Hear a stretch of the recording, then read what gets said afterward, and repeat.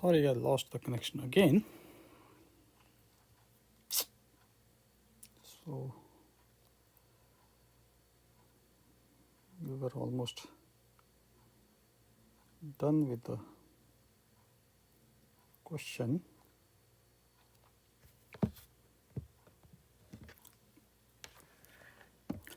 And only a little bit of solution is left.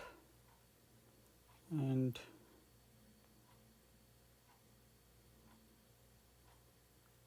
so from here we can just cancel out this our I square. Omega square goes with omega square, and this we can take.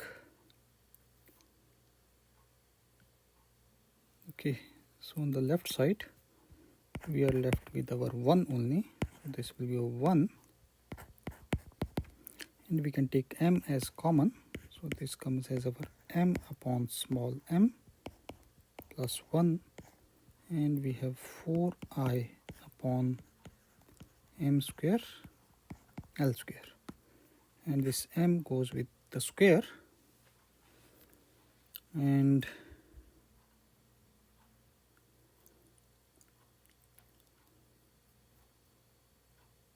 so let us multiply, and from here we can write this will be equal to our, okay, so let me multiply by the term m. So we get this as 1 upon small m plus 1 upon capital M, and here we have 4I upon L square. Okay. And we know that, okay, so let me write this. So we can write this our L square upon 4I will be equal to 1 upon m plus 1 upon capital M. And moment of inertia we already know, its standard formula is our 4 upon, and I will be equal to 1 upon 12, and we have this as ml square, which will be equal to 1 upon m plus 1 upon capital M. This L square, and 12 goes by 3. So this comes as our 3 upon m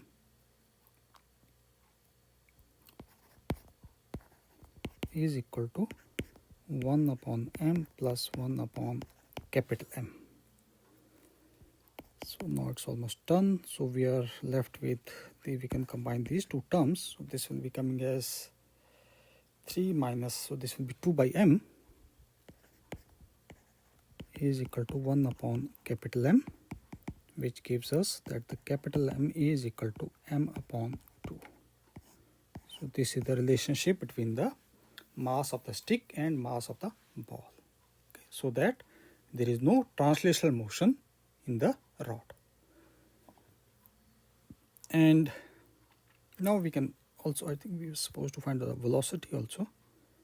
Yeah, and that is quite easy because we know most of the formulas, and for that we can use our conservation of angular momentum, so which I have already written. So let me write it again. Conservation of angular momentum, and we get from here that is our I omega is equal to 1 by 2 m times u. And then we can use our linear conservation, which we have also written the equation.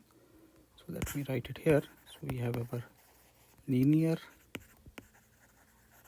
momentum conservation,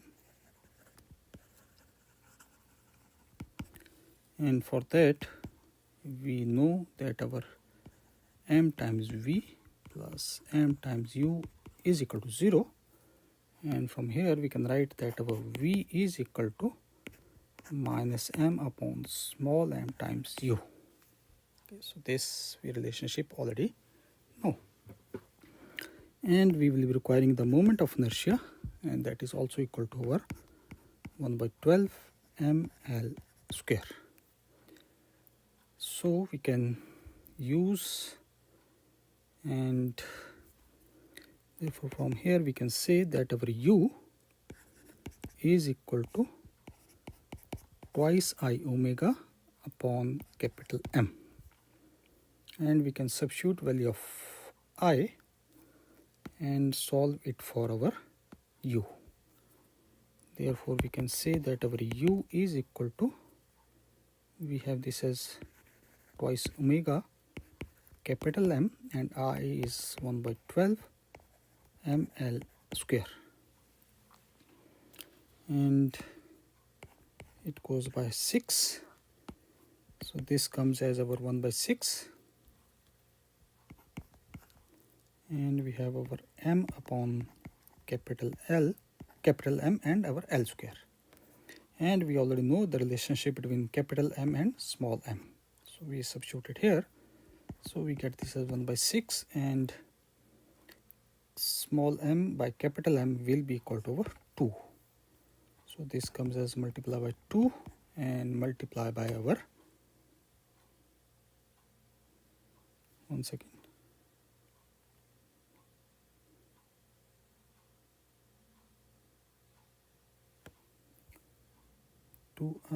I is, okay, L square, and I think I missed something. U we have written ml, yes, missed out L, so this is L here, and we get this as our L, therefore square goes by this L and square is gone, so this comes as our 3. So we get that our u is equal to,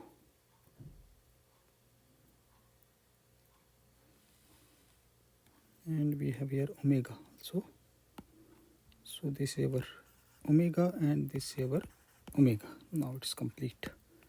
So our u is equal to omega L divided by 3, and this is our velocity of our mass m just after the collision. And we can find out now the velocity of the center of mass, which is our v is equal to minus capital M upon small m times u. This ratio we already know is our 1 by 2, and u is our omega L upon 3. So this comes as minus omega L upon 6. So we found out that the velocity of the center, if we are interested in magnitude, we can just write that our v will be equal to omega L upon 6.